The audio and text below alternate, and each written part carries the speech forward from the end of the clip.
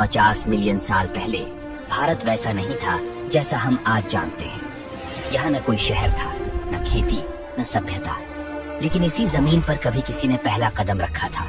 वे न हड़प्पा के लोग थे, न वैदिक ऋषि, बल्कि उससे भी पहले हमारे पूर्वज होमो सेपियंस। सवाल ये है, वे भारत में कब आए, कहां से आए, और क्या वे भारत के पहले इंसान थे? और सबसे बड़ा सवाल, क्या उन्हीं के वंशजों ने आगे चलकर हड़प्पा जैसी रहस्यमयी और उन्नत सभ्यता को जन्म दिया? इन्हीं सवालों के जवाब के लिए वीडियो को अंत तक देखिएगा। और अगर आप ऐसी रोचक और रिसर्च की हुई डॉक्यूमेंट्री पसंद करते हैं तो चैनल को सब्सक्राइब जरूर करिए, क्योंकि ऐसी डॉक्यूमेंट्री बनाने में हमें घंटों मेहनत और रिसर्च करनी पड़ती है। एक ऐसी दुनिया की कल्पना कीजिए जहां इंसान तो क्या, हमारे पूर्वजों का भी कोई नामो निशान नहीं था। उस समय जिस जमीन पर आज हम और आप खड़े हैं वो एशिया का हिस्सा नहीं थी। हमारा भारत एक टूटा हुआ, अकेला और वीरान जमीन का टुकड़ा था। ये अपने परिवार अफ्रीका से बिछड़ चुका था और हजारों किलोमीटर दूर एक विशाल समंदर के बीचों बीच तैर रहा था। लाखों सालों तक भारत एक विशाल जहाज की तरह पानी को चीरता हुआ उत्तर दिशा की तरफ बढ़ता रहा। इसके सामने एक बहुत बड़ा समंदर था, टेथिस सागर। लेकिन इस जमीन के नीचे कुदरत की एक अदृश्य ताकत काम कर रही थी। जमीन के अंदर मैग्मा उभर रही थी जो भारत को इतनी तेज रफ्तार दी कि यह रुका नहीं। और फिर वह घड़ी आई जिसने दुनिया का नक्शा हमेशा के लिए बदल दिया। भारत इस समुद्र को पार करते हुए सीधे यूरेशियन प्लेट तरफ बढ़ा और फिर वह महाटकराव, कोलिजन हुआ। यह टक्कर इतनी भयानक थी कि इसने बीच के समंदर को ही निगल लिया।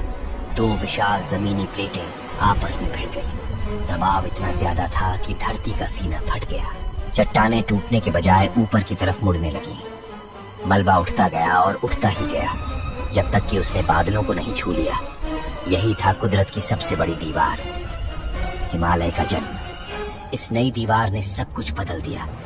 जो हवाएं पहले सीधी निकल जाती थीं, हिमालय ने उन्हें रोक लिया। नतीजा, भारत की प्यासी जमीन पर मानसून की पहली बारिश हुई। हिमालय की बर्फ पिघली और गंगा, यमुना, नर्मदा जैसी नदियां इस धरती को सिंचने लगा। देखते ही देखते लाखों सालों का यह उथल पुथल शांत हुआ। जो जमीन कल तक पथरीली और वीरान थी, वो अब घने जंगलों, मीठे पानी और हरियाली से भर गई। करोड़ों साल तक मौसम में उतार चढ़ाव के बाद भारत अब एक स्वर्ग बन चुका था। स्टेज पूरी तरह सज चुका था इंसानों की स्वागत के लिए। जंगल खामोश थे, नदियां बह रही थी, हवाएं चल रही थी। लेकिन इस जन्नत में अभी एक चीज की कमी थी, जीवन की। अभी हम यानी आधुनिक इंसान पैदा भी नहीं हुए थे। तो फिर आखिर कौन थे वो अनजान मेहमान जो हमसे लाखों साल पहले इस भारत के पहले मालिक बने? चलिए उस गहरे राज से पर्दा उठाते हैं। भारत अब बदल चुका था। जिस जमीन पर कल तक समंदर की लहरें टकराती थी, वहां अब मीठे पानी की नदियां बह रही थी। जिस जमीन पर सिर्फ पत्थर थे, वहां अब ऐसा घना जंगल उग आया था जिसे भेद पाना सूरज की किरणों के लिए भी नामुमकिन था। यह वो भारत नहीं है जिसे आज आप जानते हैं। न यहाँ कोई शहर था, न गांव, और न ही आज जैसा कोई इंसान। यह एक अलग ही दुनिया थी। इस दुनिया में कानून सिर्फ एक था, जिसकी लाठी उसकी भैंस नहीं, बल्कि जिसका जबड़ा उसका राज। उस समय भारत की धरती पर इंसानों का नहीं, बल्कि दानवों, जायंट्स का राज था। अगर आप उस समय के जंगल में चलते तो आपका सामना आज के हाथियों से नहीं, बल्कि उनके परदादाओं से होता। स्टेगोडन एक ऐसा विशालकाय जीव जिसके दांत 10 फीट तक लंबे होते थे। जब यह चलता था तो जमीन कांपती थी। नदियों में आज के मगरमच्छ नहीं, बल्कि हेक्साप्रोटोडन तैरते थे। यह दरियाई घोड़े जैसा जानवर था, लेकिन इसका आकार किसी ट्रक से कम नहीं था। इसके जबड़े इतने मजबूत थे कि यह पत्थर को भी चबा सकता था। ये दुनिया ताकतवर जानवरों की थी, कमजोर के लिए यहाँ कोई जगह नहीं थी। हर झाड़ी के पीछे मौत छिपी थी। लेकिन इन्हीं विशाल जानवरों के भारी पैरों के बीच, घास के अंदर, एक नई हलचल शुरू हो चुकी थी। लाखों साल पहले अफ्रीका की जमीन पर एक नई मानव प्रजाति उभरी। इस प्रजाति का नाम था होमो इरेक्टस। यही वह इंसान था जिसने पहली बार पूरी तरह 2 पैरों पर चलना शुरू किया। ये न तो वानर थे और न ही हम, यानी होमो सेपियंस। ये घुमंतु थे, भोजन की तलाश में। चलते चलते ये अफ्रीका से बाहर निकले।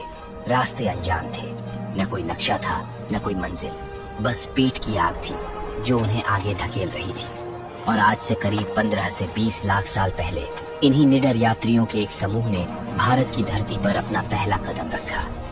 यह सिर्फ एक कल्पना कहानी नहीं, बल्कि इसका सबूत हमें अपने देश भारत में मिलता है। चेन्नई के पास एक जगह है, अत्तिरंपक्कम। यहाँ जमीन के नीचे वैज्ञानिकों को पत्थरों का एक खजाना मिला। ये साधारण पत्थर नहीं थे, इन्हें तराशा गया था। इनके किनारे धारदार थे। वैज्ञानिकों ने जब इनकी उम्र पता की तो वे सन्न रह गए। ये औजार 15 लाख साल पुराने थे, यानी आधुनिक इंसान के पैदा होने से बहुत पहले। यहाँ कोई ऐसा था जो दिमाग का इस्तेमाल करना जानता था। और सबूत सिर्फ पत्थरों तक सीमित नहीं है। 1982 मध्य प्रदेश की नर्मदा घाटी के हथनोरा गांव में एक आर्कियोलॉजिस्ट अरुण सोनाकिया को एक खोपड़ी का हिस्सा मिला। यह भारत के इतिहास की सबसे बड़ी खोज थी। यह खोपड़ी किसी जानवर की नहीं थी, यह एक मानव पूर्वज की थी।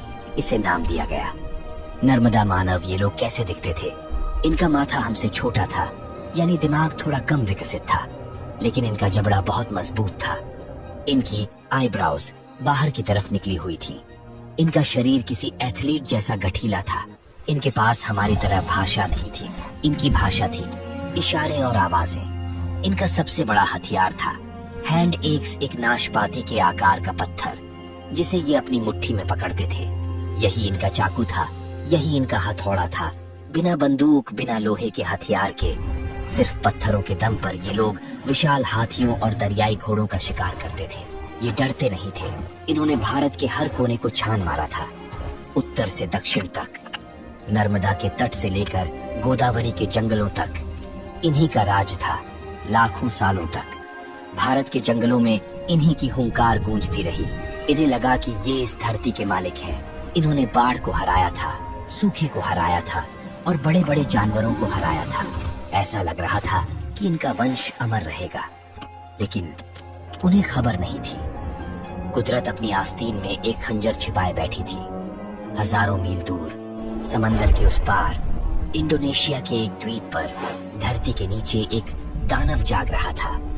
यह एक ऐसा टाइम बम था जिसकी टिक टिक शुरू हो चुकी थी, और जब यह फटने वाला था तो यह इन ताकतवर आदिमानवों की पूरी दुनिया को सिर्फ राख के ढेर में बदलने वाला था। वो क्या चीज थी जिसने भारत के पहले मालिकों को इतिहास के पन्नों से मिटा दिया? और कैसे उस विनाश ने हमारे यानी आधुनिक इंसान के लिए रास्ता खोला, जो आज खुद को हम भारतीय कहते हैं। हजारों मील दूर, समंदर के उस पार, इंडोनेशिया के सुमात्रा द्वीप पर धरती का सीना फटने वाला था। एक पहाड़ नहीं, बल्कि एक राक्षस जाग चुका था। टोबा सुपर वॉल्केनो की धमाका इतना जोरदार था कि इसकी आवाज 3000 किलोमीटर दूर भारत तक सुनाई दी होगी। हिमालय की चोटियां भी कांप उठी होंगी। लेकिन असली खतरा वो आवाज नहीं थी। असली खतरा वो था जो हवा के साथ उड़कर आ रहा था। कुछ ही घंटों में भारत का नीला आसमान गायब हो गया। दोपहर के वक्त रात जैसा घुप अंधेरा छा गया और फिर आसमान से गिरने लगी सफेद मौत। ये बर्फ नहीं थी, ये राख वॉल्केनिक ऐश थी। कल्पना कीजिए, जब उन आदिमानवों ने सांस ली होगी तो उनका दम घुटने लगा होगा। नदियां जो कल तक जीवन देती थी, अब कीचड़ और जहर बन चुकी थी। पेड़ पौधे मर गए, जंगल वीरान हो गए।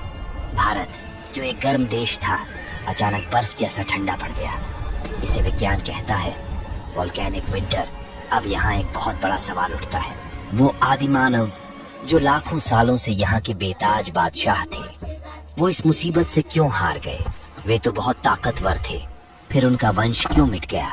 उनकी मौत का कारण कोई और नहीं, बल्कि उनका अपना शरीर और दिमाग बन गया। देखिए, उनके हारने की 3 बड़ी वजहें थीं। पहली वजह, उनके शरीर की बनावट। उनका शरीर पहलवानों जैसा भारी और गठीला था। यह शरीर एक बड़ी गाड़ी की तरह था, जिसे चलने के लिए बहुत ज्यादा पेट्रोल यानी एनर्जी चाहिए थी। जब तक जंगल हरे भरे थे सब ठीक था, लेकिन जब खाना खत्म हुआ तो उनका बड़ा शरीर ही उनका सबसे बड़ा दुश्मन बन गया। वे कम खाने में जिंदा नहीं रह सकते थे। उनकी ताकत ही उनकी कमजोरी बन गई। दूसरी वजह थी उनके पुराने हथियार। कड़ी सर्दी और बदलाव के बाद जंगलों से बड़े जानवर खत्म हो गए। लेकिन उनके हाथों में अब भी भारी पत्थर के हथियार ही थे जो सिर्फ बड़े जानवरों के लिए बने थे। छोटे जानवरों के सामने ये हथियार बेकार हो गए। और तीसरी सबसे बड़ी वजह, कल की चिंता न करना, दिक्कत यह थी कि वे सिर्फ आज में जीते थे। उनके पास हम जैसा दिमाग नहीं था जो मुसीबत आने से पहले प्लानिंग कर सके। उन्हें खाना जमा करना नहीं आता था। उन्हें यह समझ नहीं आया कि कल क्या होगा।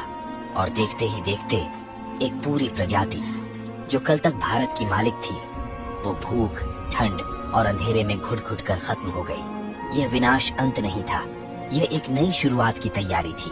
राख से ढकी इस भारत की धरती पर अब एक नई प्रजाति कदम रखने वाली थी। एक ऐसी प्रजाति जिससे आज हम सब जुड़े हैं, होमो सेपियंस। टोबा का टर्की जब उन्होंने सूखी लकड़ियों और बांस से बने डगमगाते राफ्टर्स पर पहली बार अपने बच्चों को बैठाया होगा, न जाने कितने पिता उनकी एक कड़ी परीक्षा लेने वाला था। अफ्रीका के खुले मैदानों में वे दूर तक देख सकते थे, खतरे को भांप सकते थे। लेकिन भारत के जंगल घने थे, मिस्टीरियस थे। यहाँ हर झाड़ी के पीछे मौत छिपी थी। यहाँ के विशालकाय हाथी और दुनिया के सबसे खूंखार बाघ उन अजनबियों को घूर रहे थे। रात होते ही यह जंगल एक भूल भुलैया बन जाता था। खुले आसमान के नीचे सोना नामुमकिन था। तो सवाल यह है, उस पहली रात उस अनजान जंगल में हमारे पूर्वज जिंदा कैसे रहे और भारत की जमीन पर इंसान ने अपनी पहली सुरक्षा कैसे बनाई? अफ्रीका से मीलों पैदल चलकर आए उन थके हुए यात्रियों के लिए भारत का घना जंगल किसी मौत के कुएं से कम नहीं था। यहाँ खुले आसमान के नीचे सोने का मतलब था सीधे मौत को दावत देना। उन्हें एक ऐसी जगह चाहिए थी जहाँ दीवारें हों लेकिन दरवाजा न हो। और मध्य भारत के जंगलों में कुदरत ने उन्हें अपना सबसे नायाब तोहफा दिया। भीमबेटका ये साधारण गुफाएं नहीं थीं, ये पत्थर के प्राकृतिक महल थे। इन विशाल चट्टानों ने उन्हें मूसलाधार बारिश से बचाया, कड़ाके की ठंड से बचाया और सबसे जरूरी, रात के अंधेरे में उन खूंखार जानवरों से बचाया। लेकिन रात के अंधेरे में उनका सबसे बड़ा रक्षक कोई इंसान नहीं था, वो थी आग। आग सिर्फ खाना पकाने के लिए नहीं थी, ये उनकी सिक्योरिटी गार्ड थी। जब तक गुफा के द्वार पर आग जलती रहती थी, जंगल का कोई भी जानवर अंदर आने की हिम्मत नहीं करता था। और यही आग उनका सोशल मीडिया भी थी। शाम को शिकार के बाद पूरा कबीला इसी आग के चारों तरफ बैठता था। यही कहानियां सुनाई जाती थी, यही दुख सुख बांटे जाते थे। इस आग की गर्मी ने इंसान को एक दूसरे से जोड़ दिया था। लेकिन भारत बहुत विशाल था। जैसे जैसे इंसान फैला, उसे अलग अलग चुनौतियों का सामना करना पड़ा। विंध्य और हिमालय के पास रहने वालों को ठंड का सामना करना पड़ा, इसलिए वे गहरी गुफाओं में रहते थे और आग पर ज्यादा निर्भर थे। वहीं जो लोग साउथ इंडिया में कर्नाटक, आंध्र की तरफ गए, वहाँ मौसम गर्म था, वहाँ उन्हें गहरी गुफाओं की जरूरत नहीं थी। वे ग्रेनाइट की पहाड़ियों के नीचे या कभी कभी खुले में झोपड़ियां बनाकर रहते थे। वहाँ जीवन थोड़ा खुला था, लेकिन खतरा वहाँ भी कम नहीं था। उस दौर में कोई राजा नहीं था, कोई नौकर नहीं था, सब बराबर थे। अगर कोई बीमार पड़ता तो पूरा समूह उसकी देखभाल करता। अगर कोई बच्चा अनाथ हो जाता तो पूरा कबीला उसे गोद ले लेता। वे समझ चुके थे कि इस खतरनाक दुनिया में अकेला इंसान कमजोर है, लेकिन एक समूह अजेय है। यही एकता उनकी सबसे बड़ी ताकत थी। उनके पास घर था, उनके पास आग थी, उनके पास एक दूसरे का साथ था। लेकिन एक चीज की कमी थी, पेट की भूख। भारत के जानवर तेज थे और उनके पुराने भारी हथियार अब काम के नहीं रहे थे। तो फिर सवाल है, उन्होंने खुद की अस्तित्व बचाए रखने के लिए भारी पत्थरों से आगे बढ़कर पहला तेज ब्लेड कैसे बनाया? और उनकी वह मिसाइल टेक्नोलॉजी क्या था जो पल भर में जानवरों को खत्म कर देता था? आखिर कैसे? पत्थरों को तोड़ने वाले इंसान ने दुनिया का पहला ब्लेड बनाया। समय बदल रहा था, भारत के जंगल बदल रहे थे। अब वो विशाल और सुस्त जानवर जैसे स्टेगोडन इतिहास बन चुके थे, उनकी जगह ले ली थी। बिजली की रफ्तार से दौड़ने वाले हिरणों, चालाक खरगोशों और आसमान में उड़ने वाले पक्षियों ने। हमारे पूर्वजों के हाथ में जो भारी भरकम पत्थर के हथियार थे, वो इन नए जानवरों के सामने खिलौने बन चुके थे। जरा सोचिए, क्या एक भारी पत्थर से उड़ती चिड़िया को मारा जा सकता है? नामुमकिन। रोज शाम को जब शिकारी खाली हाथ थके हारे गुफा में लौटते तो वहां सन्नाटा छा जाता। कबीले का लीडर अपनी भूखी नस्ल को देखता होगा तो उसकी आंखों में सिर्फ एक ही डर होता होगा, अगर हमने बदलने में देर की तो हमारा इतिहास यहीं खत्म हो जाएगा। इंसान को जिंदा रहने के लिए एक तकनीकी क्रांति, टेक रिवॉल्यूशन की जरूरत थी। और फिर संकट की उसी घड़ी में इंसान के दिमाग की बत्ती जली। उसने सोचा, हथियार का बड़ा होना जरूरी नहीं, उसका तेज और सटीक होना जरूरी है। उसने पत्थरों को तोड़ना बंद किया और उन्हें तराशना शुरू किया। उसने बनाए माइक्रोलिथ इंच भर के छोटे ब्लेड जैसे धारदार टुकड़े। पुरातत्व विज्ञान इसे सिर्फ पत्थर कहता है, लेकिन असल में यह उस जमाने की मिसाइल टेक्नोलॉजी थी। उन्होंने इन नन्हे जानलेवा पत्थरों को लकड़ियों और हड्डियों की नोक पर चिपकाया। अब उनके हाथ में भाला था, तीर और कमान था। अब वे झाड़ियों में छिपकर मीलों दूर से बिना आहट किए तेज रफ्तार हिरण का सीना चीर सकते थे। यह सिर्फ कहानी नहीं है।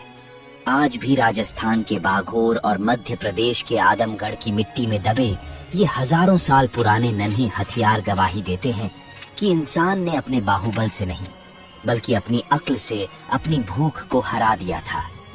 क्या आप मान सकते हैं कि आज का सूखा महाराष्ट्र कभी शुतुरमुर्गों, ऑस्ट्रिचेस का घर था?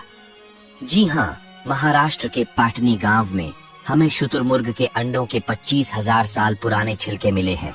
एक शुतुरमुर्ग का अंडा मुर्गी के 24 अंडों के बराबर होता था।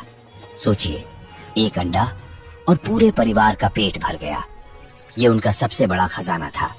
वे न सिर्फ इसे खाते थे, बल्कि इसके मजबूत छिलकों को पानी पीने के प्याले, बोल्स की तरह इस्तेमाल करते थे। लेकिन जंगल में सिर्फ शिकार नहीं चल रहा था। गुफाओं के बाहर महिलाओं ने एक और मोर्चा संभाला हुआ था। जंगल हरियाली से भरा तो था, लेकिन हर पत्ती खाने लायक नहीं थी। हजारों सालों के तजुर्बे से उन्होंने सीखा कि कौन सा कंदमूल मीठा है और कौन सा जंगली चावल पकाया जा सकता है।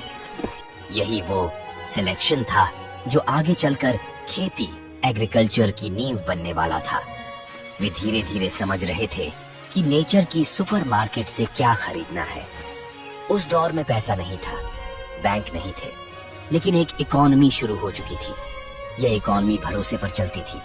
नियम कड़ा था। अगर आज शिकार तुम लाए हो तो तुम अकेले नहीं खाओगे, तुम बांटोगे। क्यों? क्योंकि कल शायद तुम खाली हाथ लौटो, तब कोई और तुम्हें अपना निवाला देगा। इसे आज हम शेयरिंग कहते हैं। यही वो आदत थी जिसने जानवरों की भीड़ को इंसानों का समाज बना दिया। लेकिन जंगल का सबसे कीमती और ताकतवर खजाना जमीन पर नहीं, बल्कि हवा में झूलता था। सैकड़ों फीट ऊपर ऊंची और जानलेवा सीधी खड़ी चट्टानों पर था। शहद भीमबेटका की दीवारों पर मिले चित्र हमें बताते हैं कि हमारे पूर्वज सिर्फ ताकतवर ही नहीं, बल्कि बेहद चालाक भी थे। शहद पाना शेर का शिकार करने से भी ज्यादा खतरनाक था। जरा सोचिए, उस आदिमानव के पास आज की तरह कोई सेफ्टी गियर नहीं था। वे पेड़ों की मजबूत लताओं और रेशों से रस्सियां बनाते थे।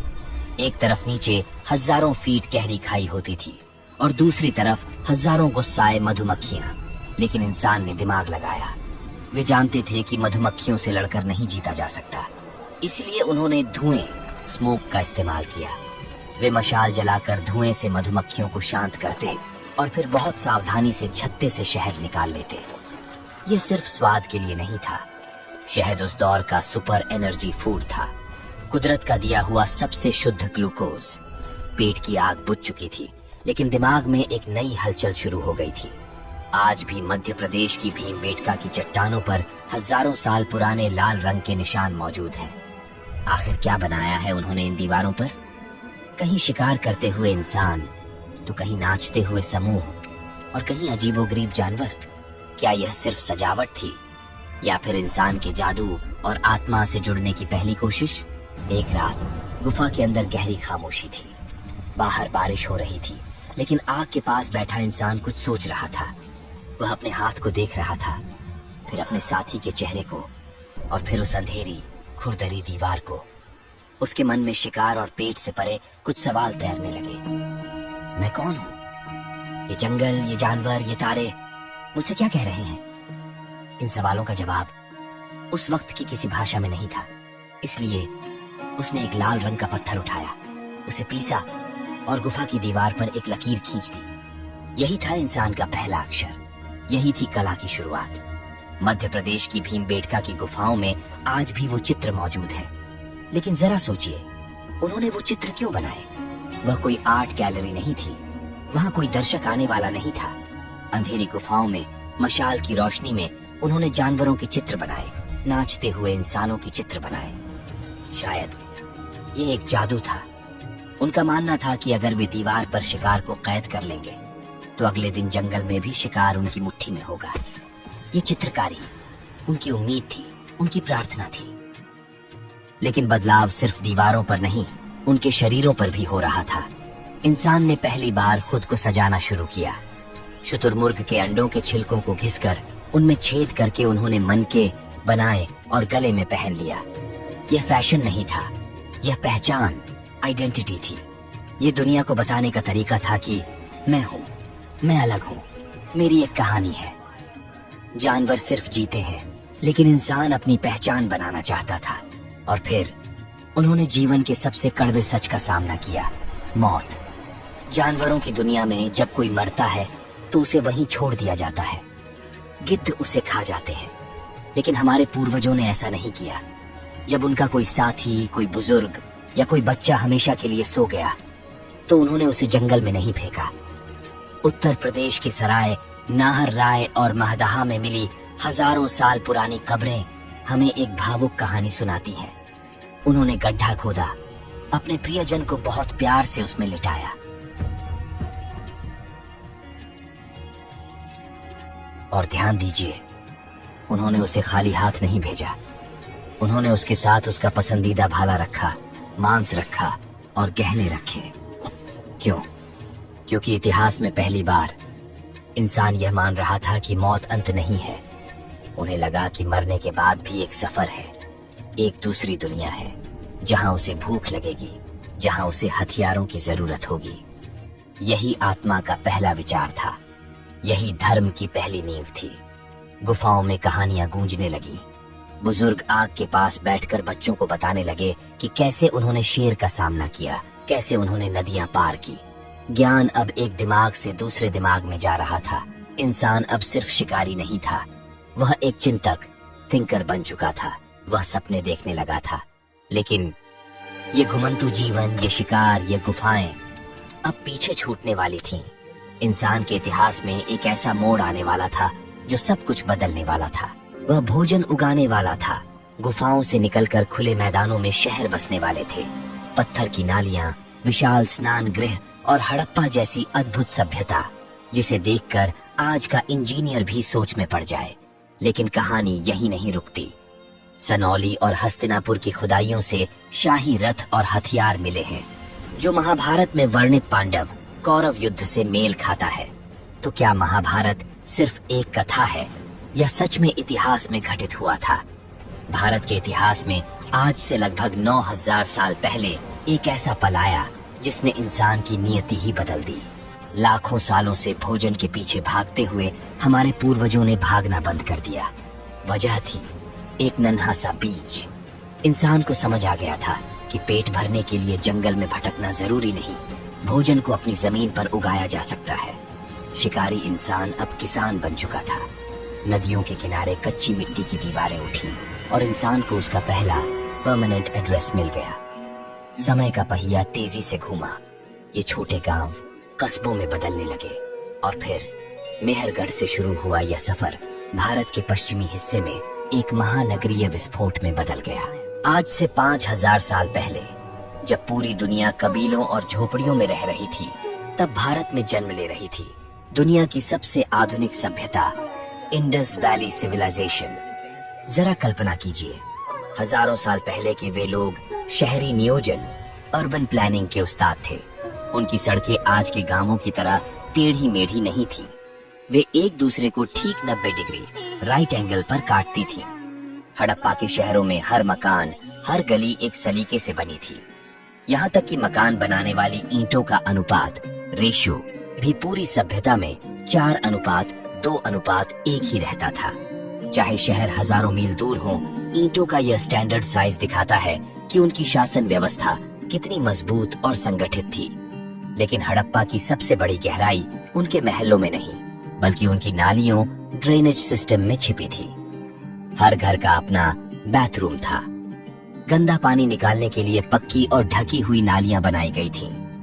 इन नालियों में जगह जगह पर मैनहोल्स छोड़े गए थे ताकि कचरा साफ किया जा सके। और फिर आता है मोहनजोदड़ो का वह विशाल स्नानागार। ये महज एक कुंड नहीं था, बल्कि प्राचीन इंजीनियरिंग का चमत्कार था। इसे वाटरप्रूफ बनाने के लिए उन लोगों ने ईंटों के ऊपर नेचुरल बिटुमेन यानी प्राकृतिक डामर की परत चढ़ाई थी। हजारों सालों बाद भी वह पानी को रोकने में सक्षम था। वहां पानी भरने के लिए अलग कुआं था और गंदा पानी निकालने के लिए एक विशाल आउटलेट। ये दिखाता है कि वे पानी के प्रबंधन, वाटर मैनेजमेंट के कितने बड़े जानकार थे। हड़प्पा के शहरों का आर्किटेक्चर दुनिया का पहला स्मार्ट सिटी मॉडल था। क्या आप जानते हैं, उनके घरों के दरवाजे कभी मुख्य सड़क की तरफ नहीं खुलते थे, वे पीछे की गलियों में खुलते थे। यह प्राइवेसी और धूल मिट्टी से बचने का एक अनोखा तरीका था। हर घर का अपना आंगन था, रोशनी और ताजी हवा के लिए। 5000 साल पहले आधुनिक वेंटिलेशन का ऐसा उदाहरण कहीं और नहीं मिलता। हड़प्पा के शहरों का आर्किटेक्चर दुनिया का पहला स्मार्ट सिटी मॉडल था। और अगर आप हड़प्पा सभ्यता के ऐसे ही उन्नत आर्किटेक्चर, शहरों की प्लानिंग और उनकी चौंकाने वाली तकनीक के बारे और जानना चाहते हैं तो कमेंट में अवश्य बताइए। लेकिन जैसे जैसे हम सिंधु सभ्यता से गंगा के मैदानों की ओर मुड़ते हैं, इतिहास एक नया और रोमांचक मोड़ लेता है। जहां एक तरफ हड़प्पा में शांति और व्यापार था, वहीं दूसरी तरफ उत्तर भारत की जमीन को कुरेदने पर कुछ ऐसे राज मिलते हैं जो हमारी महाकाव्य में वर्णित महाभारत की युद्ध को प्रमाणित करता है। हम बात कर रहे हैं सिनौली की। साल 2005 और फिर 2018 में भारतीय पुरातत्व सर्वेक्षण ASI को यहाँ जो मिला, उसने हजारों साल पुराने इतिहास को हिलाकर रख दिया। जमीन के सीने से निकले हैं 2 पहियों वाले शाही रथ, चैरियट्स। इतिहासकार पहले कहते थे कि भारत में रथ और घोड़े बाहर से आए, लेकिन सिनौली ने साबित कर दिया कि भारत में अपने खुद के रथ थे। ये तांबे से मढ़े हुए थे, जो इनकी मजबूती और शाही ठाठ को दिखाते हैं। यहाँ से मिली एंटीना स्वर्ड्स, तांबे की मूंछ वाली 8 विशाल तलवारें, जो आज भी वैसी ही धारदार लगती हैं। तो दोस्तों, आज के लिए बस इतना ही। कमेंट करके बताइए कि अगले डॉक्यूमेंट्री किस टॉपिक पर होना चाहिए। और अगर आप भी ऐसा ही वीडियो बनाना चाहते हैं तो मेरे व्हाट्सएप कम्युनिटी से जुड़े। और ये वीडियो आप किस राज्य से देख रहे हैं, यह भी कमेंट में बताएं।